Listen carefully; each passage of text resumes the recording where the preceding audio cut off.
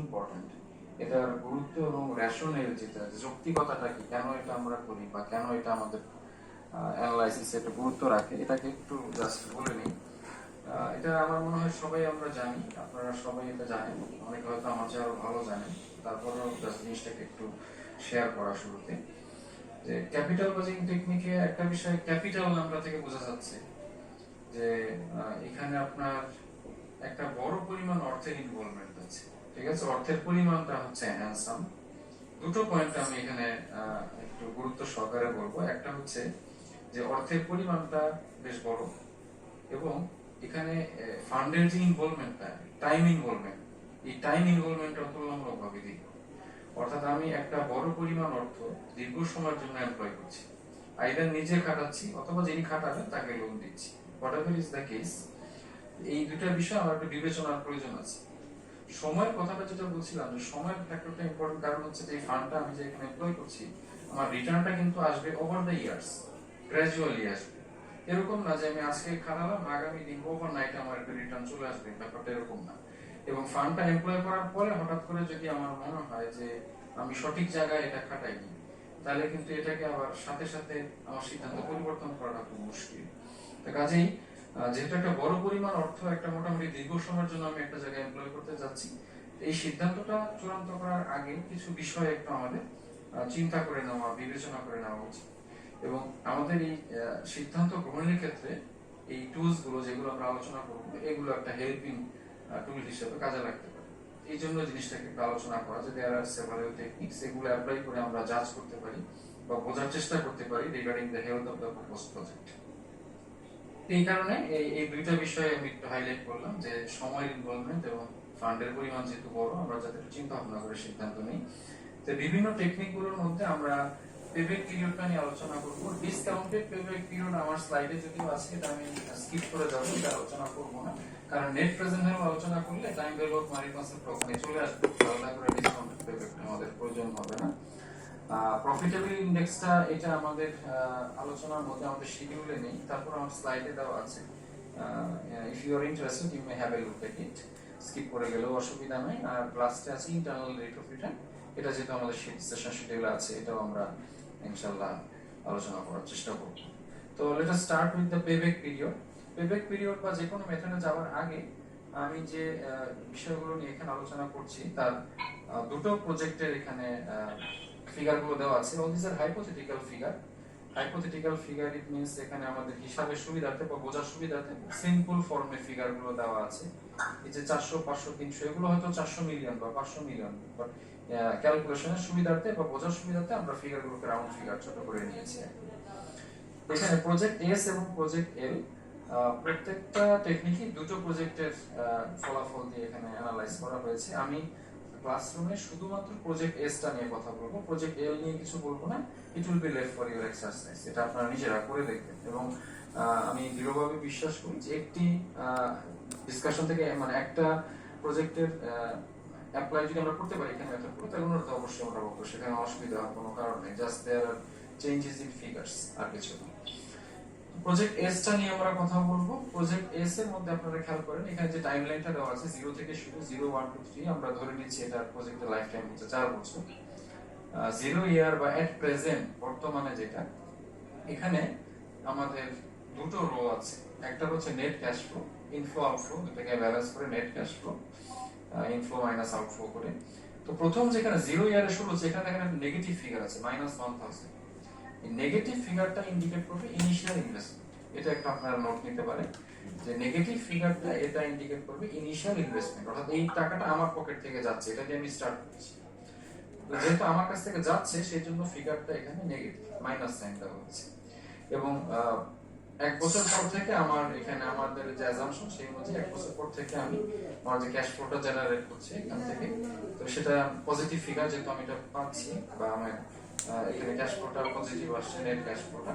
তো প্রথম ইয়ারে, ফার্স্ট ইয়ারে এন্ড হচ্ছে 500, সেকেন্ড ইয়ারে 400, তারপর 300, এবং লাস্ট ইয়ারে হচ্ছে 100। তো দিস আর হাইপোথেটিক্যাল ফিগারস, এটা আমাকে জাস্ট ক্যালকুলেশন মেথডটা বোঝার জন্য।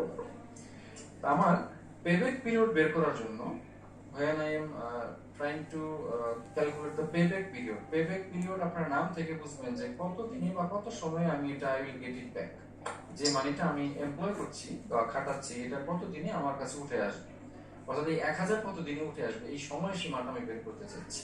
এবং সূত্র অনুযায়ী এটা যে টেকনিকটা স্ট্যান্ডার্ড ওকে ফলো করা হয়, এটা আমরা বের করবো ইন টার্মস অফ ইয়ার, বছরের সাপেক্ষে। যেমন 2 বছর 6 মাস যদি হয় তাহলে 2.5 বছর এরকম আর কি, 2.5 ইয়ার্স এরকম।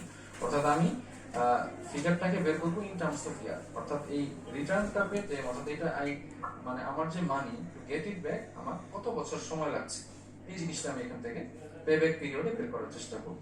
এবং আমার একটা বেঞ্চমার্ক থাকবে যে কত সময়ের মধ্যে, মিনিমাম কত সময়ের মধ্যে আমি এই জিনিসটা পেতে চাই। এখন যদি আমি যে সময়টা মানে বেঞ্চমার্ক হিসেবে ধরে নিয়েছি, পেব্যাক পিরিয়ডটা যদি তার চেয়ে কম হয়, I will accept the project. আর পেব্যাকটা তার চেয়ে যদি বেশি হয়, অর্থাৎ আমি চাচ্ছি যেটা 3 বছরের মধ্যে ফেরত আসুক, এটা যদি 4 বছর 4.5 বছর লেগে যায়, তাহলে that will not be attractive to me. তখন আমি এটা হয়তো রিজেক্ট করবো বা অ্যাকসেপ্ট করবো না।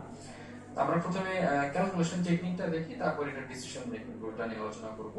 টু বিগিন উইথ আমরা যে কাজটা করব, আগে ফর্মুলাতে যাওয়ার আগে আমাদেরকে আরেকটা রো কনস্ট্রাক্ট করতে হবে। এখানে অলরেডি কনস্ট্রাক্ট করে দেওয়া আছে, আমি এটার মেথডটা একটু শেয়ার করছি, অনেকে হয়তো জানেন, যদি কারো কনফিউশন থাকে সেজন্য আমি একটু শেয়ার করছি জিনিসটা। দেখেন নেট ক্যাশ ফ্লো নিচে আরেকটা রো আছে CNFC, that is cumulative net cash flow. একটু লিখে নিতে পারেন, সিএনএফসি মানে হচ্ছে কিউমুলেটিভ নেট ক্যাশ ফ্লো, অর্থাৎ আমি ক্যাশ ফ্লোটাকে প্রত্যেকটা ফিগারকে তার আগে ইমিডিয়েট আগের ফিগারের সাথে যোগ করে করে যাব। স্ট্যাটিস্টিক্সে আমরা যেরকম যোজিত গণসংখ্যা ব্যবহার করি, কিউমুলেটিভ ফ্রিকোয়েন্সি ব্যবহার করি, ঠিক একই স্টাইলে এখানে আমরা ক্যাশ ফ্লো প্রত্যেকটা ফিগারকে জাস্ট ইমিডিয়েট আগের এর সাথে যোগ করে করে যাব আর যোগ ফলটা আমরা ওই এন্ডে লিখব। যেমন আমি একটু আলাদাভাবে বলে দিচ্ছি আপনাদের, যেমন 0 ইয়ারে -1000 আছে, এটা এজ ইট ইজ থাকবে।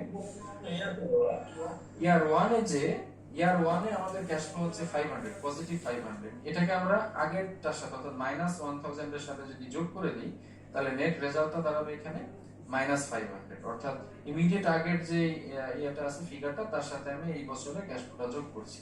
তাহলে এখন আমার ব্যালেন্সটা দাঁড়ালো -500। তারপর ইয়ার 2 তে আমার ক্যাশ ফ্লো হচ্ছে 400, এটাকে আমি আবার ইমিডিয়েট আগের যে ব্যালেন্স আছে -500 তার সাথে অ্যাড করে দিব। তাহলে আমার এখানে রেজাল্টটা দাঁড়াবে, যোগ করলে -500 প্লাস 400, এটা হিসাবটা দাঁড়াবে তাহলে আমার -100, এটা যোগ করলে -100 হবে।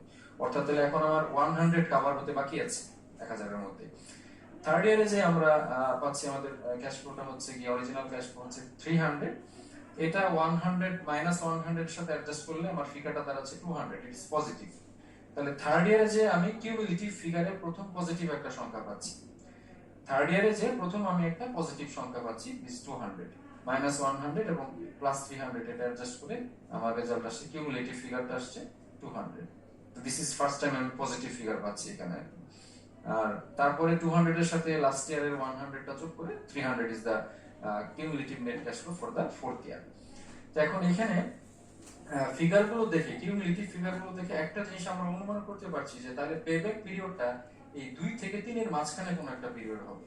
যেহেতু 2 হচ্ছে সর্বশেষ নেগেটিভ ফিগার, 3 এ আমরা কিউমুলেটিভ পজিটিভ পাচ্ছি, তাহলে আমার যে এটা রিটার্ন, এটা আমি যে মানে আমার যে 1000 টাকা এমপ্লয় করলাম, এটা I am getting it back in between 2 and 3, 2 বছর সামথিং এরকম একটা সময় হতে লাগবে। তো এক্স্যাক্টলি সময়টা কতটুকু, এটা আমরা জাস্ট ফর্মুলাটা দিয়ে হিসাবটা করব।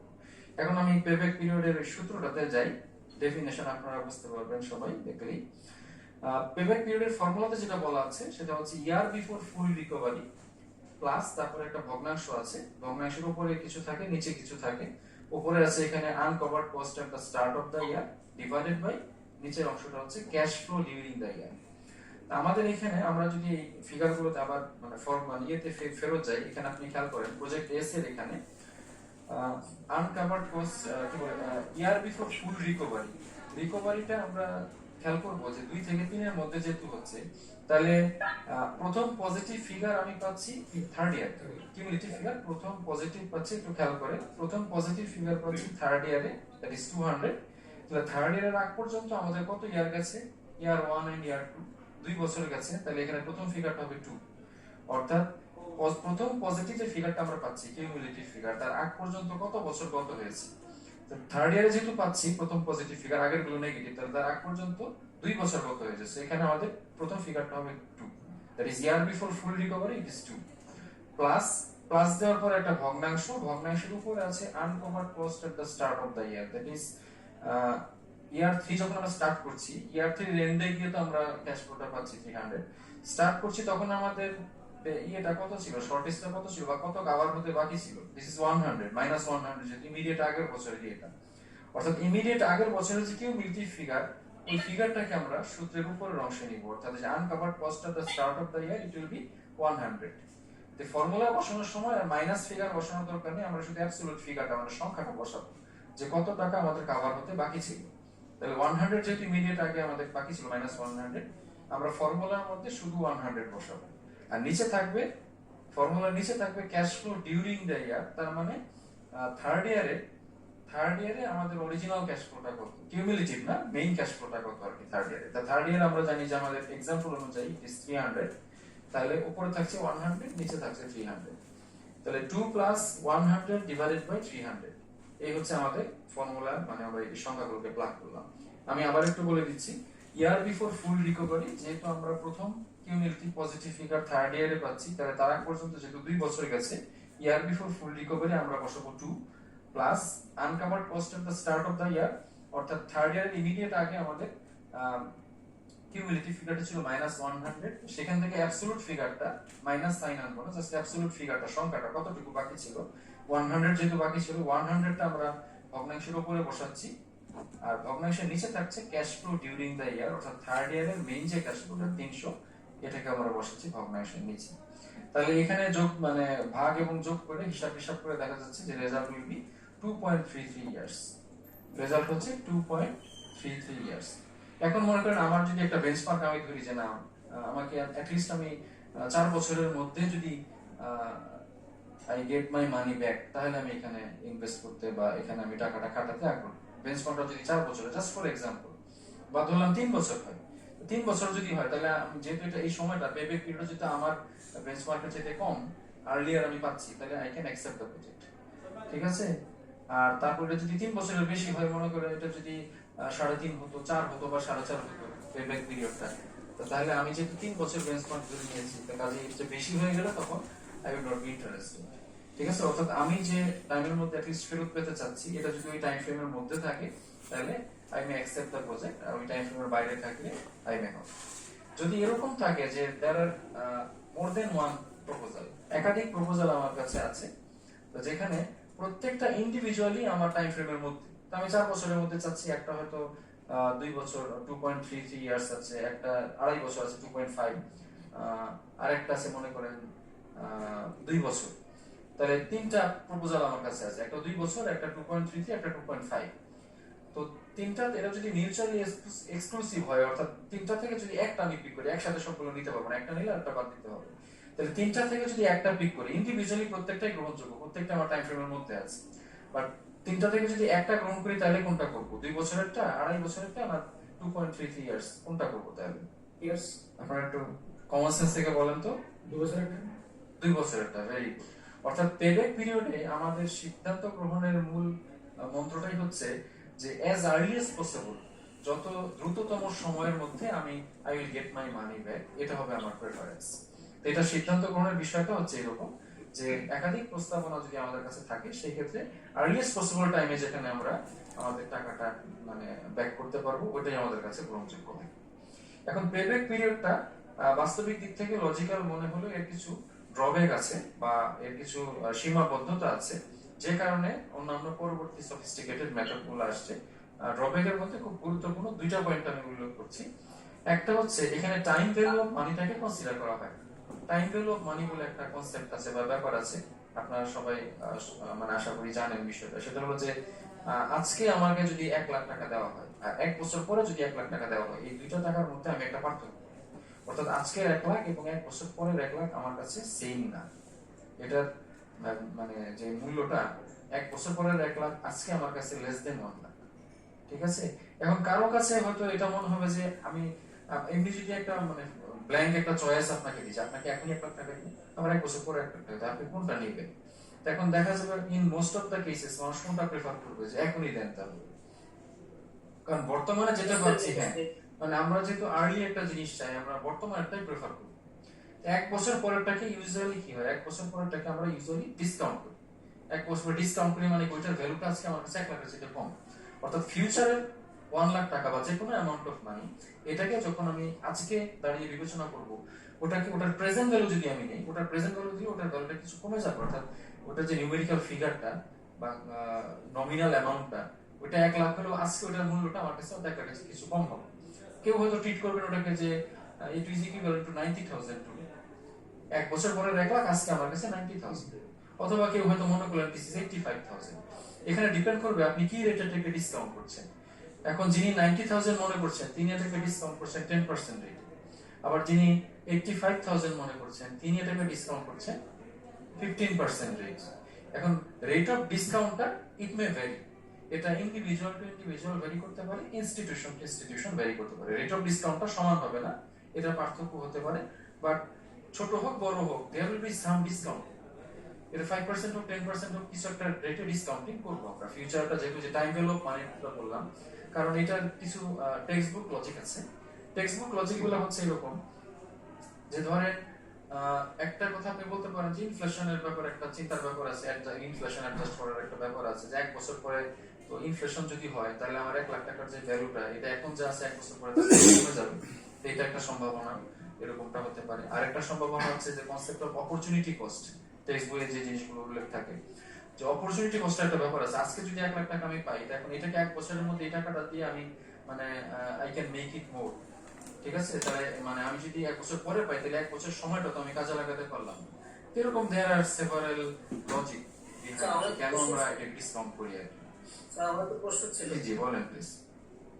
স্যার ওই যে পেব্যাক পিরিয়ড বের করতে গিয়ে আপনি যে 4 বছর মানে এটা আমি জাস্ট একটা রুল অফ থাম্ব হিসেবে বলেছি আর কি, এটা 4 বছর হবে এমন কোনো ইয়ে নেই। নরমালি আমরা মানে কিভাবে ইয়ে করব, মানে কয়টা বছর মানে কয়টা ইয়ার নেব?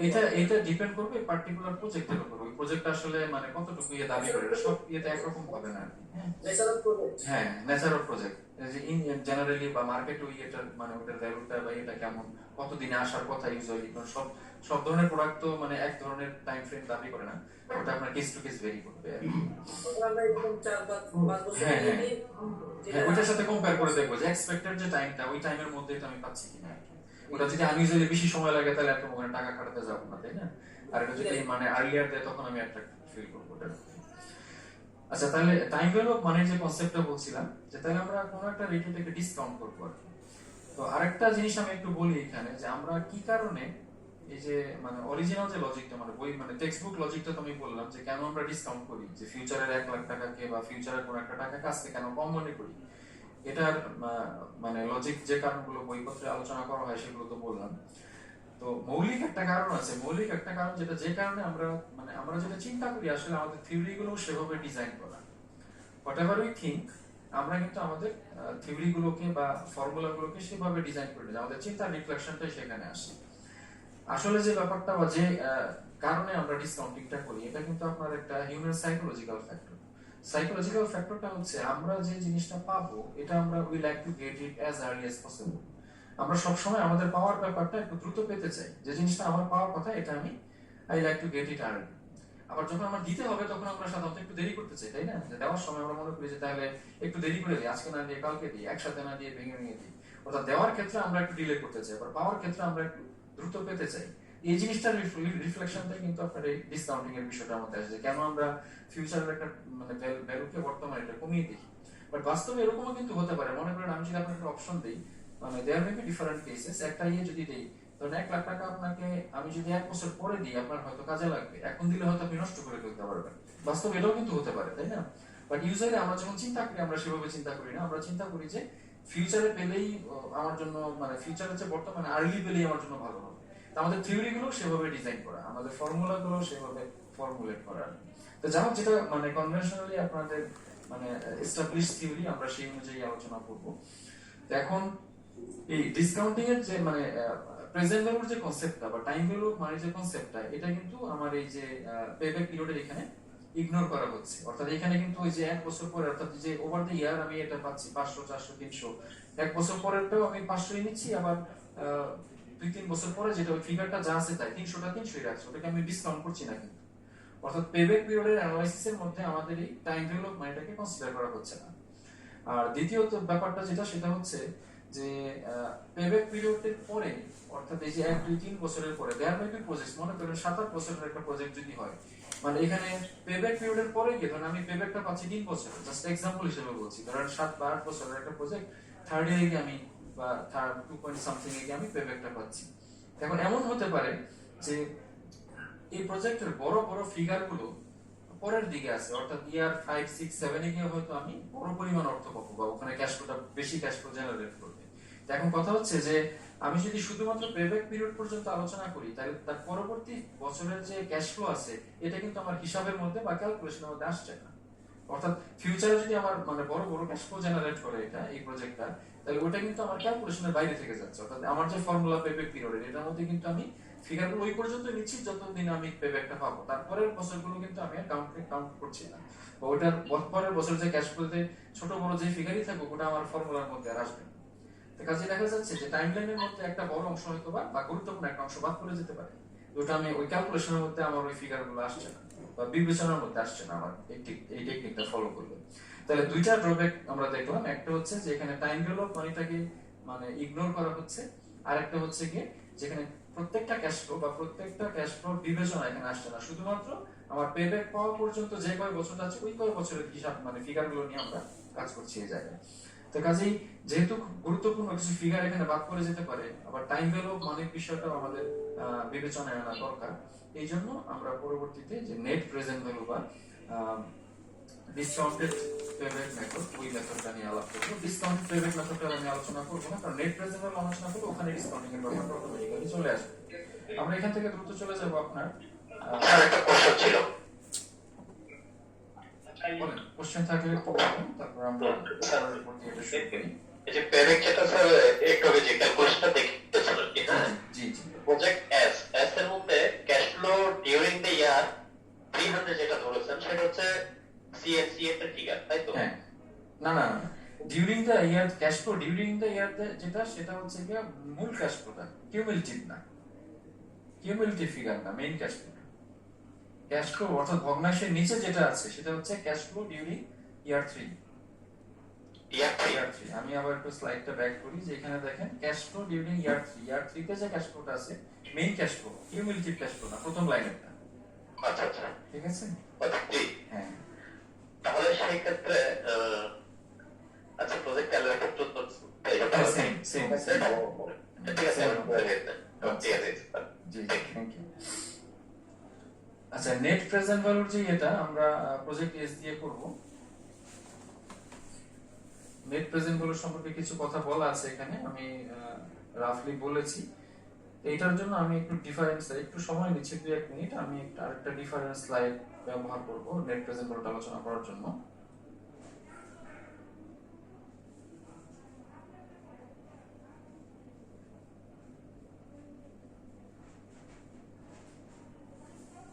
ক্যালকুলেশন অফ এনপিভি, এই স্লাইডটাকে আপনারা দেখছেন, ক্যালকুলেশন অফ এনপিভি স্লাইড। আচ্ছা, এইখানে আমরা প্রজেক্ট এসটাকে নেট প্রেজেন্ট ভ্যালু দিয়ে ক্যালকুলেট করছি।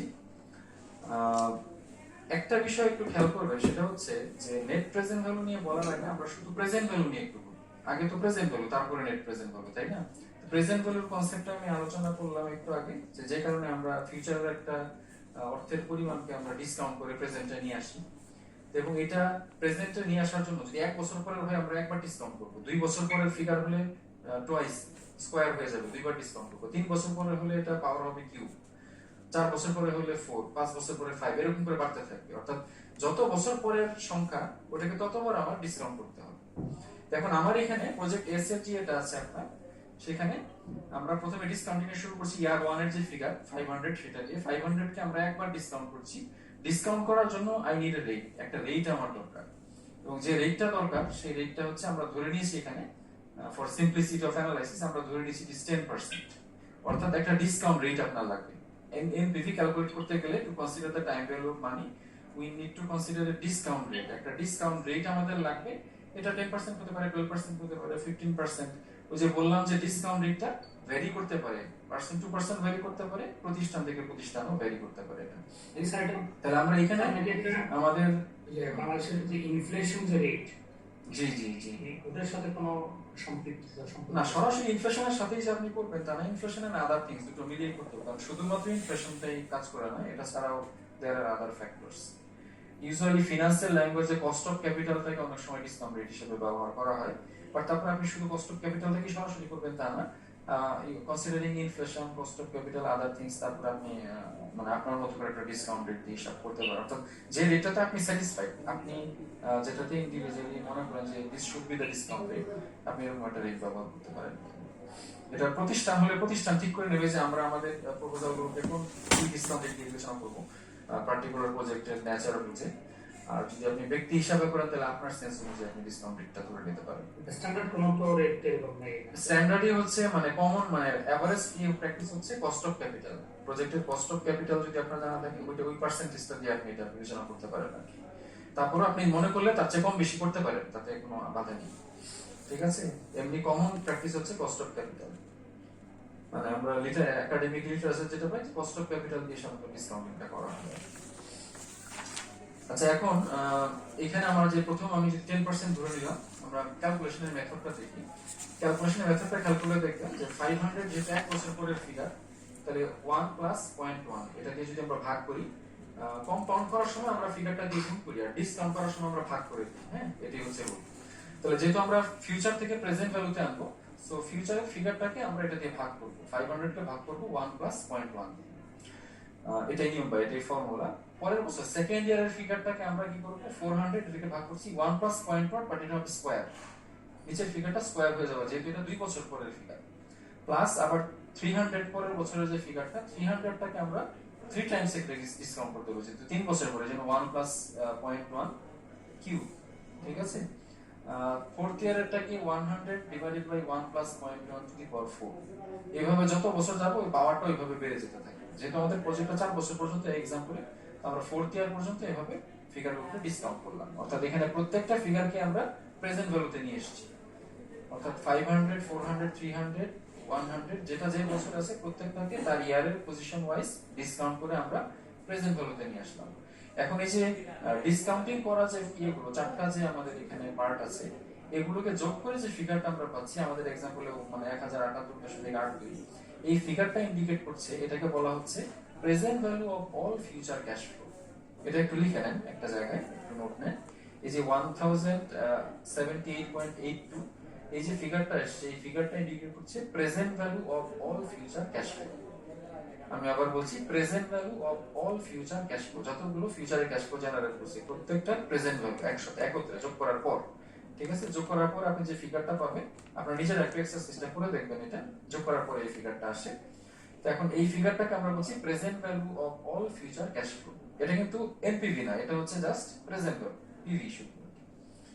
এখন প্রেজেন্ট ভ্যালু পাওয়ার পর এনপিভি পাওয়ার জন্য আমাদের কি করতে হবে, ওই যে ইনিশিয়াল ইনভেস্টমেন্ট যেটা দিয়ে আমরা শুরু করেছি -1000 যেটা ছিল, ওইটাকে এটার সাথে অ্যাডজাস্ট করে দিতে হবে। অর্থাৎ present value of all future cash flow, এখান থেকে যদি আমি ইনিশিয়াল ইনভেস্টমেন্টটাকে বাদ দিই, তখন যে ফিগারটা বলবো that will B the net present value, ওটাকে বলবো নেট প্রেজেন্ট ভ্যালু। অর্থাৎ present value of all future cash flow, এটা হিসাব করে যা পেয়েছি এখান থেকে আমি মাইনাস করে দিলাম আমার ইনিশিয়াল ইনভেস্টমেন্টটা, দেওয়ার পরে যে ফিগারটা বা যে রেজাল্টটা পাচ্ছি that is the net present value. তাহলে নেট প্রেজেন্ট ভ্যালুর ক্যালকুলেশন মেথড হচ্ছে এটা। Decision rule regarding net present value, ফিগারটা পাওয়ার পরে আমরা আমাদের সিদ্ধান্ত নিব regarding the acceptance of the project. এটা খুব সহজ একটা ডিসিশন মেকিং রুল, সেটা হচ্ছে আমরা চেক করে দেখব যে whether the NPV is positive or negative। NPV positive না নেগেটিভ এই জিনিসটা আমরা লিখতে হবে, অর্থাৎ কম্পেয়ার করব জিরোর সাথে, whether it is greater than 0 or less than 0। If NPV is greater than 0 then the project is acceptable as per the rules of NPV। আপনি এটা NPV যদি পজিটিভ হয় আপনি তাহলে সেক্ষেত্রে প্রজেক্টটা গ্রহণ করতে পারেন। NPV যদি নেগেটিভ হয় then you should not accept the project। NPV negative হলে logically you should not accept it। এটা কারণটা হচ্ছে NPV পজিটিভ হওয়ার অর্থ কি, অর্থাৎ ফিউচারে আপনি যা পাচ্ছেন এটাকে যখন আপনি প্রেজেন্টে কনভার্ট করে আনেন, তখন এই যে টোটাল অ্যামাউন্টটা, এটা যদি আপনার ইনভেস্টমেন্টের যে ইনিশিয়াল ইনভেস্টমেন্ট যদি বেশি হয় তাহলে তো ফিগারটা পজিটিভ হবে, তাই না। অর্থাৎ if the present value of all future cash flow is greater than your initial investment, তাহলে সেখানে ইনভেস্ট করাটা যুক্তিসঙ্গত, ঠিক আছে। আর ফিউচার ক্যাশ ফ্লো যা হচ্ছে এটার প্রেজেন্ট ভ্যালু যদি আমার ইনিশিয়াল ইনভেস্টমেন্টের চেয়ে কম হয়ে যায়, সেক্ষেত্রে এখানে ইনভেস্ট করাটা যুক্তিসঙ্গত না। হ্যাঁ, try to understand the logic. যে কারণেই বলা হচ্ছে যে এনপিভি যদি পজিটিভ হয় তাহলে আপনি এখানে এটাকে অ্যাকসেপ্ট করতে পারেন, কারণ এখানে আপনার ফিউচারে যা ক্যাশ ফ্লো জেনারেটেড হচ্ছে এটার present value this is higher than your initial investment. আর if it is lower than your initial investment তাহলে এখানে ইনভেস্ট করার যৌক্তিকতা নাই। This is the decision rule regarding NPV. আর আরেকটা বিষয় হচ্ছে যেটা যদি একাধিক প্রপোজাল আমার কাছে থাকে, যেটা ইন্ডিভিজুয়াল, হয়তো দুইটা প্রপোজাল আমার কাছে আছে, ইন্ডিভিজুয়ালি দুটারই এনপিভি পজিটিভ, দুটার এনপিভি গ্রেটার দেন 0, তাহলে সেই ক্ষেত্রে কোনটা আমি গ্রহণ করব? দুটা থেকে একটা যদি আমাকে নিতে হয়, higher NPV higher NPV, very good, higher NPV, অর্থাৎ যেটা ধরেন এখানে আমরা 78.82 পেয়েছি, আরেকটা আমরা পেলাম মনে করেন 95.5, তাহলে যেটা বেশি হবে সেটাকে আমরা অ্যাকসেপ্ট করব, যদি দুইটা থেকে আমাদের একটা নিতে হয়।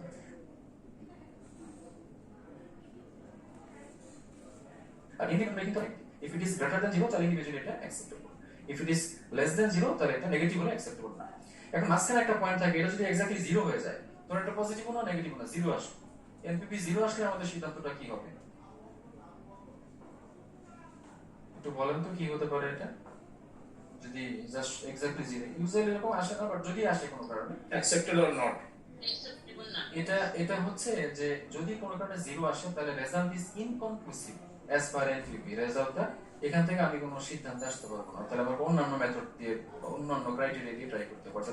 এনপিভি আমাকে এখানে কোনো ইন্ডিকেশন দিবে না, এখানে মানে ইটস আপ টু ইউ, আপনি নিতে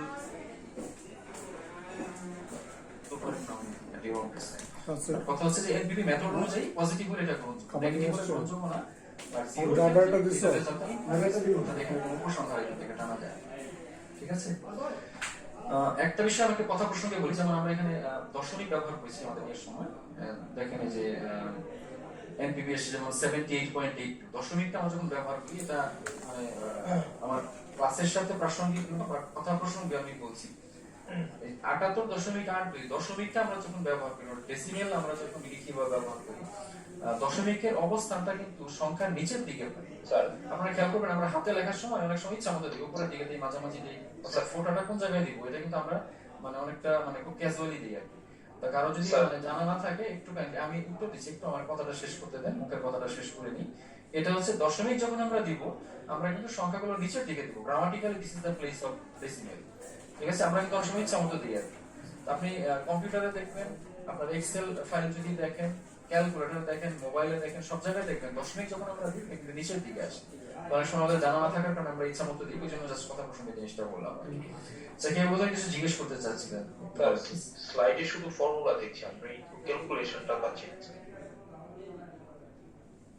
স্লাইডে চেঞ্জ মানে এখন যে স্লাইডটা দেখছেন এখানে তো মানে ক্যালকুলেশন অফ এনপিভি এই স্লাইডটা না, হ্যাঁ এখানে জাস্ট ফর্মুলাটা দেওয়া আছে, এনপিভি ফর্মুলাটা দেওয়া আছে, ইকুয়েশন জানলে তো আছে, ইকুয়েশন তো না, ইকুয়েশনটা তো আমি এখানে করে দেখালাম। এখন যে স্লাইডটা দেখছেন এই স্লাইডটা কি আপনার এই স্লাইড না? না স্যার, দেখতে পাচ্ছেন না স্যার, এই স্লাইডটা পাচ্ছেন আপনারা? 16 নম্বর স্লাইডটা স্যার পাচ্ছি, দেখেন আমি আবার নতুন করে তাহলে স্লাইডটা শেয়ার করি।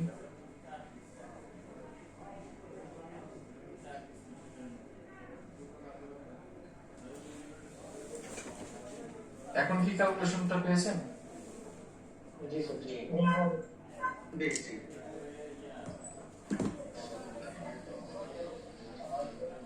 এখন দেখেন, এখন আমি আবার একটু বলে দিই, 500 কে আমরা 1 প্লাস 0.1 একবার ডিসকাউন্ট করলাম যেহেতু ফার্স্ট ইয়ারে, 400 কে আমরা দুইবার করছি 1 plus 0.1 whole square plus 300 divided by 1 plus 0.1 whole cube plus 100 divided by, এটা যেহেতু ফোর্থ ইয়ারে এই জন্য এটা 4 বার 1 plus 0.1 to the power 4, fourth time এটাকে ডিসকাউন্ট করতে হচ্ছে আর কি। তারপর আমরা এখানে যে ফিগারটা পাচ্ছি, এই ফিগার থেকে ইনিশিয়াল ইনভেস্টমেন্টটা বাদ দিয়ে we are getting the net present value. Sir point ওয়ানটা কোথা থেকে আসলো এটা স্যার একটু বলবেন? স্যার পয়েন্ট 1 হচ্ছে 10% ডিসকাউন্ট রেট, পয়েন্ট 1 হচ্ছে 10%। আপনার যদি পরীক্ষায় 12% থাকে আপনি 0.12 লিখবেন, 15% থাকলে 0.15 দিয়ে করবেন, এরকম আর কি জিনিসটা। এটা একটু লিখে নেন চট করে, অল্প জিনিস তো। আর এই আরেকটা জিনিস আমরা যদি লিখছেন, আরেকটা জিনিস লিখবেন, এই যে 1078.82 যে ফিগারটা আসছে, এই ফিগারটা নিচে একটু লিখবেন, it means present value of all future cash flow, present value of all future cash flow. আর 1000 হচ্ছে ইনিশিয়াল ইনভেস্টমেন্ট, 1000 ইনিশিয়াল, এখানে ইনিশিয়াল ইনভেস্টমেন্ট, অর্থাৎ present value of all future cash flow, এখান থেকে ইনিশিয়াল ইনভেস্টমেন্টটা বাদ দিলে we will get net present value. Present value of all future cash flow minus initial investment.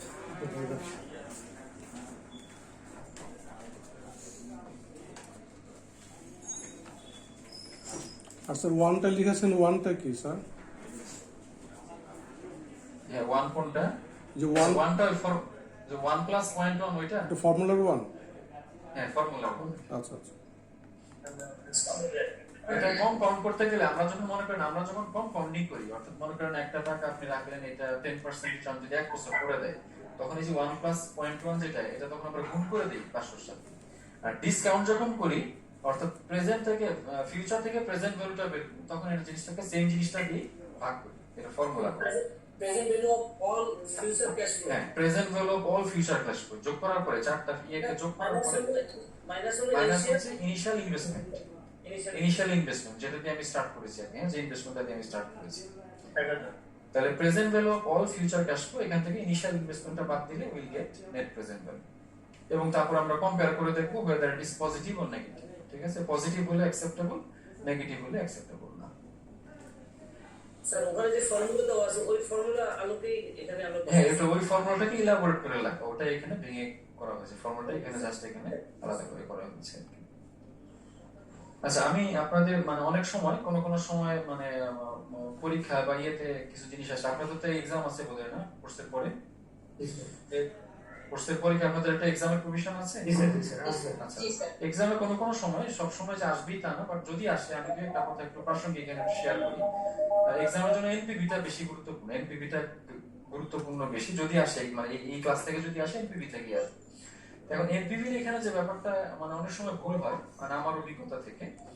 তো আমি মানে আমার কোর্সের ক্ষেত্রে দেখেছি, মানে পার্টিসিপেন্টদেরকে বা স্টুডেন্টদেরকে ভুলটা অনেক সময় হয়। যেমন মনে করেন পরীক্ষার ফিগার গুলো যে 500, 400, 300 দিয়েছি, ফিগার গুলো 500 মিলিয়নে দেওয়া আছে, 500 মিলিয়ন বলা আছে বা 300 মিলিয়ন, ফিগার গুলো ইউনিটটা হচ্ছে মিলিয়ন। ঠিক আছে, তো অনেক সময় দেখা যায় যে মানে ফাইনাল অ্যান্সারটা লেখার সময় আমরা যেটা করি, অনেকে এটা করে ফেলে, ধর 78.82 আসছে, আমি যদি কোনো ইউনিট না লিখি তাহলে অসুবিধা নেই। 78.82 এটা আমার এনপিপি, এটা আমি অ্যান্সার লিখে শেষ করে দিতে পারি, সমস্যা নেই। মানে বেসিক্যালি লিখলে কি লিখতে হবে, পরীক্ষার ইউনিট যেহেতু মিলিয়নে দেওয়া, আমি লাস্টের রেজাল্টটা প্রতি লাইনে না লিখে শেষের রেজাল্টটা লিখবো যে এনপিপি 78 মানে 78.82 মিলিয়ন। মিলিয়ন টাকা, অর্থাৎ অর্থের পরিমাণটা যদি দেখি এত মিলিয়ন টাকা, এটা তো একটা মনিটর ইউনিট, এত মিলিয়ন টাকা। ভুলটা যেখানে হয় সেটা হচ্ছে অনেকে যেটা করে যে 78.82 শুধু টাকা লিখে। আপনি যদি কিছু না লেখেন কোনো অসুবিধা নাই, তাতে will get the full marks. But আপনি যদি শুধু টাকা লেখেন তাহলে কিন্তু মিনিংটা চেঞ্জ হয়ে গেল। অর্থাৎ 78 টাকা আর 78 মিলিয়ন টাকা তো ইউজ গ্যাপ, তাই না? আর উত্তরটা যেখানে 78 মিলিয়ন টাকা, ইউনিটটা যদি কোশ্চেনের ইউনিট যদি মিলিয়নে দেওয়া থাকে, তো সেখানে আপনি যদি শুধু 78 লিখে টাকা লিখে দেন, তাহলে 78 টাকা আর 78 মিলিয়ন টাকা কিন্তু ফার ডিফারেন্স। এখানে কিন্তু অনেক সময় অঙ্ক আপনার রেজাল্ট ঠিক হওয়ার পরও সাইড করতে গিয়ে ভুল হয়ে যায়। ঠিক আছে, এই ব্যাপারটা একটু ক্লিয়ার থাকবেন। একটা হচ্ছে আপনি কোনো ইউনিট না লেখেন, জাস্ট ফিগারটা দিয়ে দিয়ে দিচ্ছে 78.82, দিস ইজ দ্য এনপিভি, ওকে, সমস্যা নাই। 78.82 মিলিয়ন টাকা লেখেন তাহলে তো ঠিক আছে, পারফেক্টলি অলরাইট। বাট 78.82 টাকা যদি লিখে ফেলেন তখন কিন্তু আবার ব্যাপারটা ভুল হয়ে গেল। আমি কি মানে বোঝাতে পারলাম কোন জায়গায় ভুলটা হয়? তো কাজে এই ফিগারটার ব্যাপারে কোশ্চেনটা দেখে উত্তরটা করবেন যে কোশ্চেনে কোন ইউনিটটা দেওয়া আছে। ঠিক আছে, তারপর টাকা থাকলে টাকা লিখবেন, ডলার থাকলে ডলার লিখবেন। তো অনেক সময় দেখা যায় অঙ্ক ঠিক হওয়ার পর এরকম কিছু সিলি মিস্টেকের কারণে আমাদের নাম্বার কমে যায়। এই জন্য জাস্ট আমি আমার অভিজ্ঞতা থেকে আপনাদের সাথে শেয়ার করলাম আর কি, একটু কেয়ারফুল থাকা করার সময়। আচ্ছা, এখন আপনারা আমাকে একটু কমন সেন্স একটা উত্তর দেন। আমি ডিসকাউন্ট রেটটা 10% দিয়ে করেছি, 10% এ সলভ করেছি। ডিসকাউন্ট রেট যদি 10% এর বেশি দেই, ধরুন 12% বা 15% দিই, তাহলে এনপিভিটা কি 78 এর চেয়ে কম হবে না বেশি হবে? কম হবে। খেয়াল করে দেখবেন যে ডিসকাউন্ট রেট আমি যত বাড়াবো আমার প্রেজেন্ট ভ্যালু কিন্তু তত কমে যাবে। যে সিম্পল একটা ফিগার দেখুন, যে প্রথম শুরুর দিকে বলেছিলাম যে আপনি যদি 1 লাখ টাকা 10% ডিসকাউন্ট করেন তাহলে বর্তমানে ওটার ভ্যালু দাঁড়াবে আপনার কাছে 90,000। আপনি যদি 15% এ করেন তাহলে ওটার ভ্যালু দাঁড়াবে 85,000, তাই না? ডিসকাউন্ট রেট যদি বেশি হয় আপনার নেট প্রেজেন্ট ভ্যালু কিন্তু কমতে থাকবে আস্তে আস্তে। অর্থাৎ এটার সাথে নেগেটিভ মানে ইনভার্স সম্পর্ক, যে ডিসকাউন্ট রেট অফ ডিসকাউন্ট যত বাড়াবেন নেট প্রেজেন্ট ভ্যালু তত কমতে থাকবে। ঠিক আছে, এনপিভি মানে ডিসকাউন্ট রেট বাড়লে এনপিভি কমবে, এই হচ্ছে মানে দুটার মধ্যে সম্পর্ক। এখন আমি যদি 10% এ আমার 78 টাকা আসছে, মানে 78 সামথিং এরকম আসছে ফিগারটা, 12% যদি দিই টাকা কমে যাবে, 13% দিলে আরো একটু কমে যাবে, এরকম যত বাড়বে আস্তে আস্তে কমতে থাকবে। কমতে কমতে এক সময় দেখা যাবে নেগেটিভ চলে আসছে। নেগেটিভ চলে আসে তখন সেটা গ্রহণযোগ্য হবে না। এখন কথা হচ্ছে এই যে আমি ডিসকাউন্ট রেটটা বাড়াতে থাকলে এটা আস্তে আস্তে কমছে, একসময় নেগেটিভ হয়ে যাচ্ছে। তাহলে প্লাস আর মাইনাসের মাঝখানে কোনো সময় কিন্তু এরকম হতে পারে যে I may get it zero, অর্থাৎ একটা রেট আমি খুঁজে পেতে পারি যে রেটের কারণে এনপিভিটা জিরো হবে।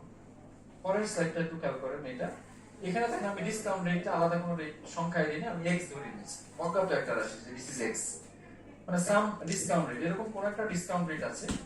নিচের লাইনটা দেখেন, for discount rate x if NPV is zero, অর্থাৎ এক্স হচ্ছে এমন একটা রেট যে রেটের জন্য এনপিভিটা জিরো হবে। অর্থাৎ আমি 10 থেকে কমাতে কমাতে ট্রায়াল এন্ড এরর দিয়ে, অর্থাৎ আমি ট্রাই করে দেখতে থাকবো যে আস্তে আস্তে কোথায় গিয়ে জিরো হয়। অর্থাৎ এমন কোন রেট যদি আমি পাই যে রেটের জন্য আমার এনপিভিটা জিরো হচ্ছে, ওই রেটটাকে বলা হয় IRR, internal rate of return, আমাদের যে থার্ড মেথডটা। অর্থাৎ ইন্টারনাল রেট অফ রিটার্নের মিনিংটা বা ডেফিনিশনটা হচ্ছে IRR is the discount rate for which net present value is zero. অর্থাৎ যে ডিসকাউন্ট রেটের জন্য নেট প্রেজেন্ট ভ্যালুটা জিরো হবে, ওই ডিসকাউন্ট রেটের নামই হচ্ছে আইআরআর, বা পুরো নামটা বললে internal rate of return. Internal rate of return is nothing but the discount rate for which NPV is equal to zero. আবার বলছি, internal rate of return is the discount rate for which net present value is equal to zero. যে রেটের যে discount rate দিয়ে আমি হিসাব করলে NPV zero পাবো, ওইটাকে হচ্ছে ইন্টারনাল রেট অফ রিটার্ন। এবং internal rate of return this is another sophisticated method, একটা মানে প্রজেক্ট আপনি অ্যাকসেপ্ট বা রিজেক্ট করবেন সেটা ইয়ে করার জন্য। ইন্টারনাল রেট অফ রিটার্ন যদি আমরা বের করি, তারপর এটাকে আমরা কম্পেয়ার করতে হয় কস্ট অফ ক্যাপিটালের সাথে। সিদ্ধান্ত গ্রহণের জন্য কস্ট অফ ক্যাপিটালের সাথে এটাকে আপনার কম্পেয়ার করতে হয়। কস্ট অফ ক্যাপিটালের সাথে কম্পেয়ার করার জন্য যে ব্যাপারটা লাগে সেটা হচ্ছে যে আমরা চেক করে দেখবো যে whether it is greater than cost of capital or not। IRR যদি কস্ট অফ ক্যাপিটালের চাইতে বড় হয় তখন আমরা অ্যাকসেপ্ট করব, ছোট হলে অ্যাকসেপ্ট করব না। আমি আবার মূল স্লাইডে একটু যাই।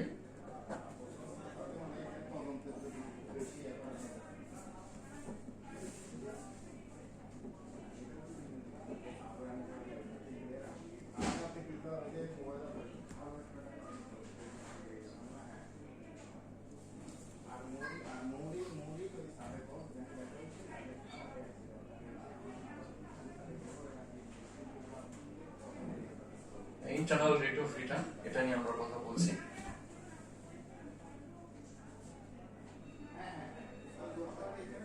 স্যার ডিসকাউন্ট রেটটা কিভাবে আমরা নির্ধারণ করবো, এটা কি মানে? আচ্ছা, এটা নিয়ে আমি পরে আলোচনা করছি, আগে মানে এটা মেথডটা একটু বলে নিই, আপনার কোশ্চেনটার উত্তর দিচ্ছি। তাহলে মানে আমরা আইআরআরটা বের করার পরে, আইআরআর বের করার মেথডটা নিয়ে পরে কথা বলছি।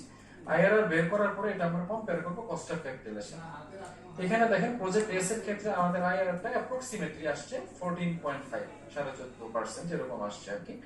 তো এটাকে আমরা কম্পেয়ার করব কস্ট অফ ক্যাপিটালের সাথে। এবং আমরা এখানে কনসিডার করা আছে কস্ট অফ ক্যাপিটাল 10%, যেটা দিয়ে আমরা এনপিভি বের করেছিলাম মানে আমাদের ইয়ের সময় আর কি, এক্সাম্পলটা দেখার সময়। ধরলাম কস্ট অফ ক্যাপিটাল যদি 10% হয়, কস্ট অফ ক্যাপিটালটা আপনার বলা থাকবে বা দেওয়া থাকবে, জানা থাকবে, ওটার সাথে আপনি কম্পেয়ার করবেন।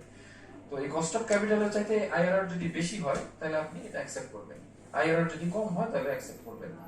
আর একাধিক প্রজেক্টের মধ্যে, যেমন এখানে প্রজেক্ট এল এবং এস দুটার ক্ষেত্রে কস্ট অফ ক্যাপিটাল 10% ধরে দেখানো হচ্ছে যে কস্ট অফ ক্যাপিটাল এখানে 10%, আইআরআর হচ্ছে প্রজেক্ট এস এর ক্ষেত্রে 14.5%, আর প্রজেক্ট এল এর ক্ষেত্রে হচ্ছে 11.8%। দুটাই ইন্ডিভিজুয়ালি 10 এর চাইতে বড়, তাহলে individually you can accept both the projects. But যদি মিউচুয়ালি এক্সক্লুসিভ হয়, অর্থাৎ দুটার মধ্যে থেকে একটা আপনাকে নিতে হয়, সেক্ষেত্রে project S should be chosen, কারণ হচ্ছে আইআরআর এটার বেশি। অর্থাৎ একাধিক প্রজেক্টের মধ্যে যারা ইন্ডিভিজুয়ালি অ্যাকসেপ্টেবল, ওখান থেকে আপনি যদি একটা গ্রহণ করতে চান তাহলে যেটার আইআরআর বেশি সেটা গ্রহণ করবেন, ঠিক আছে? এটা হচ্ছে ডিসিশন রুল, ডিসিশন ক্রাইটেরিয়া। এখন সবচেয়ে গুরুত্বপূর্ণ প্রশ্ন আপনি যেটা করেছেন সেটা হচ্ছে যে আইআরআরটা আমরা বের করবো কিভাবে, অর্থাৎ এই রেটটা খুঁজে বের করা, ঠিক আছে? এই যে আইআরআর বা ইন্টারনাল রেট অফ রিটার্ন, এটা আপনার খুঁজে বের করা, এটা নিয়ম হচ্ছে ট্রায়াল এন্ড এরর, আপনাকে করে করে দিয়ে দেখতে, বসে দেখতে হবে কত আসে এটা। এরকম একবার আপনি 10% দিয়ে একটা পজিটিভ ফিগার আসছে, তো আপনি 10% একটু বাড়িয়ে দেন, যেহেতু বাড়ালে ডিসকাউন্ট রেট বাড়ালে এটা কমে যায়, 10% একটু বাড়িয়ে দেখবেন কত আসে, আরো বাড়িয়ে দেখেন কত আসে, জিরোর কাছাকাছি পাবে। একটা মনে করেন নেগেটিভ হয়ে গেছে, একটা রেট দিয়ে নেগেটিভ হয়ে গেছে, তাহলে কি রেটটা আর একটু কমাতে হবে তখন। অর্থাৎ একবার বাড়িয়ে একবার কমিয়ে আপনাকে টেস্ট করে করে দেখতে হবে। এটা মানে মেথডটাকে বলা হয় ট্রায়াল এন্ড এরর, মানে ট্রায়াল দিলে ভুল হবে, এভাবে করে করে আপনি আস্তে আস্তে পৌঁছাবেন। এটা হচ্ছে একটা, হ্যাঁ এটা হচ্ছে একটা উপায়। যেখানে কি জিরো পাবেন that will be the IRR. এখন কথা হচ্ছে এটা তো অনেক সময় সাপেক্ষ ব্যাপার, তাই না? তা আমাদের মানে ফিনান্সের বইপত্রে একটা ফর্মুলা পাওয়া যায়, যেটা ফর্মুলা দিয়ে আপনি কাছাকাছি একটা মান পাবেন, এক্সাক্ট অ্যাকুরেট মান পাবেন না। তবে বর্তমানে if you think it professionally, বর্তমানে এত কষ্ট করার প্রয়োজন পড়ে না, কারণ যে এক্সেল যে সফটওয়্যার আছে, এক্সেলের মধ্যে আপনার খুব সহজেই আইআরআরটা ক্যালকুলেট করা যায়। এক্সেল আপনার মুহূর্তের মধ্যেই আপনি এটা বের করে ফেলতে পারবেন। আমি সম্ভব হলে একটু মানে ক্লাসের অন্যান্য আলোচনা শেষ করে এক্সেলের এটা কমান্ডটা দেখিয়ে দিই। এক্সেলের কমান্ডটা জানা থাকে, এটা দিয়ে আপনি এনপিভি আইআরআর খুব সহজেই বের করতে পারবেন এবং আপনার ডিসিশন মেকিংটা অনেক ইজি হবে সেক্ষেত্রে আর কি। তাহলে আমি দুইটা জিনিস একটু দেখিয়ে দেওয়ার চেষ্টা করবো। তো এখন যদি এক্সেলে পাওয়া যায়, এটার জন্য আর কষ্ট করে ট্রায়াল এন্ড এররে যাওয়ার প্রয়োজন পড়ে না। আপনি সফটওয়্যারের মধ্যেই এবং নিখুঁত রেজাল্ট পেতে পারেন অল্প সময়ের মধ্যে আর কি। ঠিক আছে, তাহলে আমাদের মূলত দরকার আইআরআরটা আপনাকে মানে পরীক্ষায় ক্যালকুলেট করতে দেওয়া হবে না, যেহেতু এটা সময় সাপেক্ষ, বাট এটার বিষয়টা আসতে পারে যে আইআরআর বলতে কি বোঝায়, বা আইআরআর আপনি যদি দেওয়া থাকে, ধরুন আপনাকে কস্ট অফ ক্যাপিটাল দেওয়া থাকলো, আইআরআর দেওয়া থাকলো, আপনাকে ডিসিশন মেকিংটা বলতে হবে, তাহলে এখানে whether it is acceptable or not, আপনি কি করবেন, কস্ট অফ ক্যাপিটালের সাথে আইআরআর কে কম্পেয়ার করবেন। IRR কে কম্পেয়ার করে দেখবেন যে if IRR is higher than the cost of capital then the project is acceptable, if IRR is lower than the cost of capital তাহলে সেটা acceptable না। আর যদি দুটো সমান হয়ে যায় এনপিভি জিরোর মতো, যদি দুটো সমান হয়ে যায় কোনো কারণে, তাহলে কিন্তু রেজাল্টটা ইনকনক্লুসিভ, অর্থাৎ এটার ভিত্তিতে আপনি you cannot draw a conclusion. তখন আপনাকে অন্যান্য মেথডের উপর নির্ভর করে বা অন্যান্য ভালো মন্দ দেখে সিদ্ধান্ত নিতে হবে। ঠিক আছে, তাহলে এই হচ্ছে আইআরআর এর ডিসিশন মেকিং ক্রাইটেরিয়া। তো আমরা যে রুলস গুলো জানলাম, payback period, net present value এবং আইআরআর, তো এগুলো প্রত্যেকটা ফর্মুলা আমরা দেখলাম বা নিয়ম আমরা দেখলাম। আইআরআরটা বাদ দিয়ে আইআরআরটা যে ট্রায়াল এন্ড এরর সেটা আমরা ওইভাবে দেখি নাই। তো আপনাদের জন্য বেশি গুরুত্বপূর্ণ হচ্ছে এনপিভি, নেট প্রেজেন্ট ভ্যালু। আমার মনে হয় আপনার প্রজেক্ট এসটা আমরা এখানে দেখেছি, প্রজেক্ট এলটা একটু আপনারা নিজেরা করবেন, রেজাল্টটা সবগুলো দেওয়া আছে, করে মিলিয়ে নিলে আপনাদের এক্সারসাইজও হয়ে যাবে। অর্থাৎ প্রজেক্ট এলটা আপনারা both payback period, NPV, IRR তিনটার জন্য একটু বিবেচনা করে দেখবেন। আর এক্সেল এর কমান্ডটা আমি একটু দেখিয়ে দেওয়ার চেষ্টা করি, সো দ্যাট এক্সেল এর হিসাবটা করলে আমরা এক্সামে তো এক্সেল ব্যবহার করতে পারবো না, বাট আমরা প্রফেশনালি যখন এগুলো নিয়ে কাজ করবো, আমাদের ডেটা থাকে সেটা এক্সেলে পুট করে আমরা সরাসরি রেজাল্ট বা ফলাফলটা পেতে পারি। আমি একটু একটা এক্সেল ফাইল করতে পারি কিনা দেখি, চেষ্টা করি। হ্যাঁ যাইতাছি।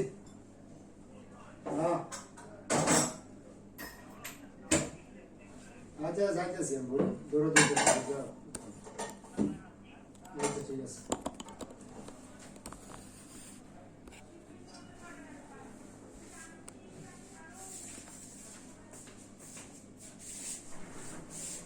এক্সেল শীটটাকে আপনারা দেখতে পাচ্ছেন? Yes, sir. আচ্ছা ঠিক আছে, তাহলে আমি একটু এটাকে বড় করে দিই। আচ্ছা, আমরা যে এক্সারসাইজটা করেছি সেই ফিগারগুলো দিই আমরা করি এখানে। যেমন আমাদের শুরু করি -1000 দিয়ে, জিরো টাইমলাইন থেকে শুরু করি যেভাবে আমরা করেছিলাম। আমি নিচে নিচে যাচ্ছি। আমাদের প্রথম বছরের ক্যাশ ফ্লোটা ছিল 500, তারপরে 400, তারপরে 300 এবং লাস্ট ইয়ারে 100। এই হচ্ছে ধরুন আমাদের ফিগারগুলো। হ্যাঁ, প্রথমে ইনিশিয়াল ইনভেস্টমেন্টটা লিখেছি, তারপরে ঘর থেকে আমরা আমাদের ইয়ার অনুযায়ী ক্যাশ ফ্লো গুলোকে লিখলাম। এখন যে ঘরে আমি রেজাল্টটা পেতে চাই, ধরুন একটা আলাদা জায়গায় নিলাম, এখানে আমি রেজাল্টটা পেতে চাচ্ছি, প্রথমে এনপিভি কমান্ডটা দেখাই। এনপিভি কমান্ডটা একটু আপনারা লিখে নেন খাতায়, ইকুয়াল সাইন, অর্থাৎ যে মানে ঘরে আপনি রেজাল্টটা চান ওখানে আপনি পয়েন্টারটা নিয়ে যাবেন, তারপরে কমান্ডটা হচ্ছে ইকুয়াল সাইন এনপিভি, এনপিভি দিয়ে ফার্স্ট ব্র্যাকেট শুরু করবেন, ইকুয়াল সাইন এনপিভি, তারপর ফার্স্ট ব্র্যাকেট দিয়ে প্রথমে যে জিনিসটা দিতে হবে দ্যাট ইজ ডিসকাউন্ট রেট, কারণ এনপিভি বের করতে গেলে you need a discount rate, একটা ডিসকাউন্ট রেট লাগে। আমরা 10% দিয়ে যেহেতু করেছিলাম, এখানে 10% দিয়ে করছি, যদি 0.1, এখানে শুধু 0.1 দিলেই হবে।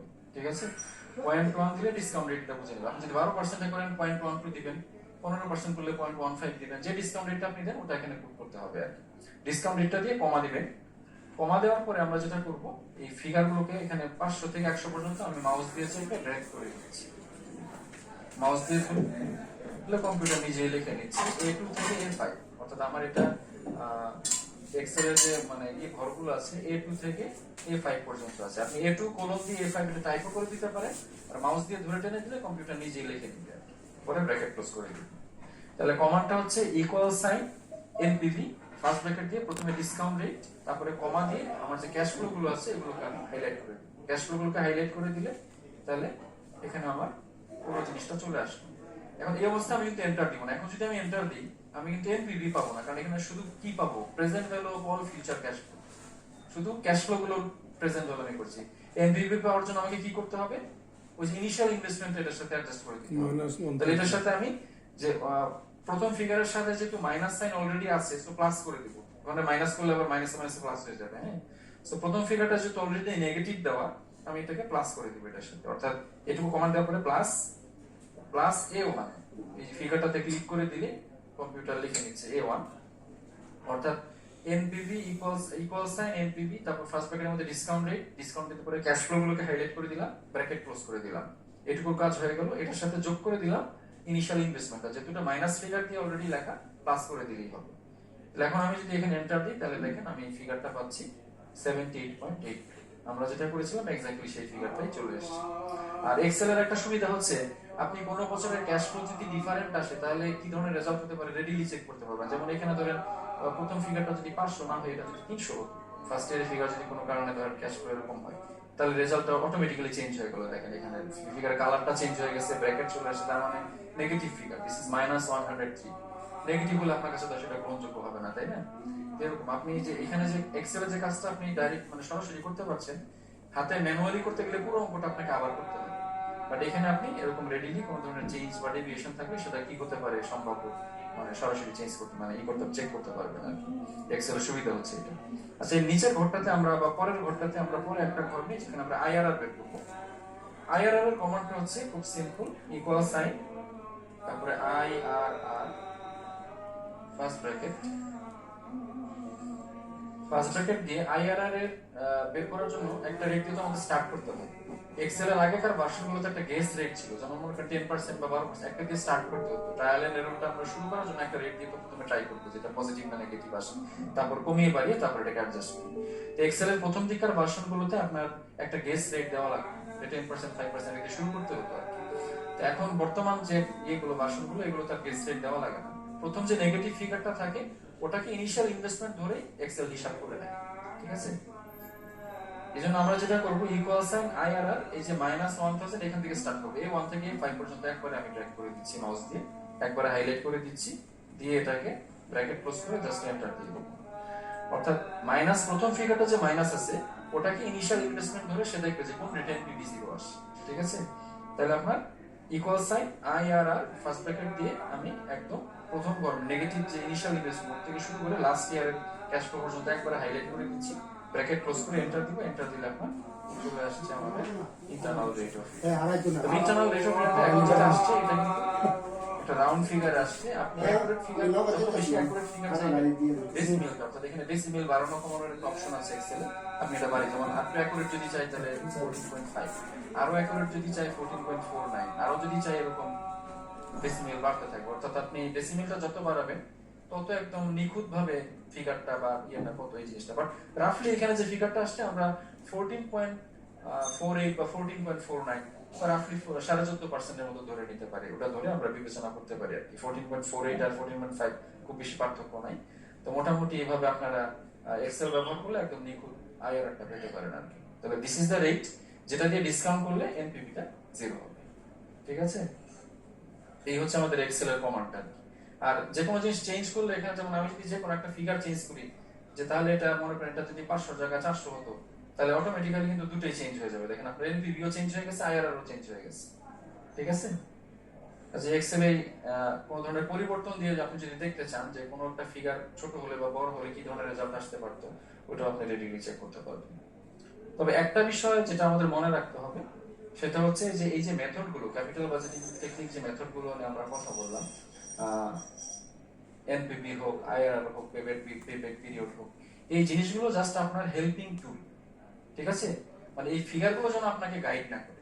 মানে অনেক সময় এরকম হতে পারে যে কোনো একটা প্রজেক্ট হতে এরকম যে এটার এনপিভি, আইআরআর, পেব্যাক পিরিয়ড সবকিছুই খুব অ্যাট্রাকটিভ, গ্রহণযোগ্য, গ্রহণ করার মতো, বাট এমন কোন একটা অসুবিধা হয়তো আছে যে কারণে আপনার হয়তো প্রজেক্টটা গ্রহণ করা উচিত না।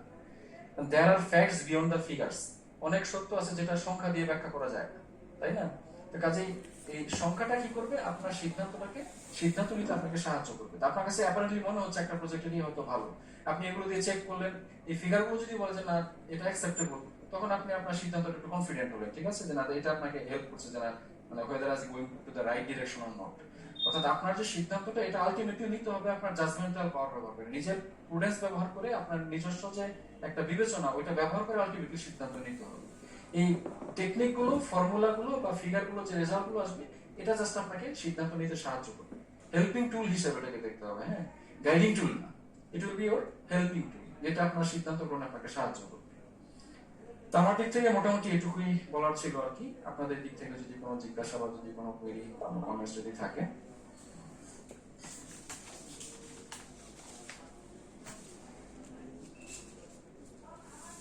আমরা কি শেষ করে দেবো তাহলে? আচ্ছা, আপনাদের সবাইকে ধন্যবাদ মনোযোগ দিয়ে ধৈর্য সহকারে আমাকে ফলো করার জন্য। আর শহীদুল্লাহ স্যার, উনি একটা ক্লাসে আছেন, স্যার আমাকে রিকোয়েস্ট করেছেন আপনারা মানে পরবর্তী আমরা রেখে চলে যাবো এখন, এবং আপনাদের পরবর্তী যে সেশনটা সম্ভবত 2টা পাচ্ছে, আপনারা কাইন্ডলি সেই সময় আবার কানেক্টেড হবেন সবাই। তো সবার প্রতি শুভেচ্ছা থাকলো, সবাই ভালো থাকবেন, দোয়া করবেন আমাদের জন্য। অনেক ধন্যবাদ। আসসালামু আলাইকুম।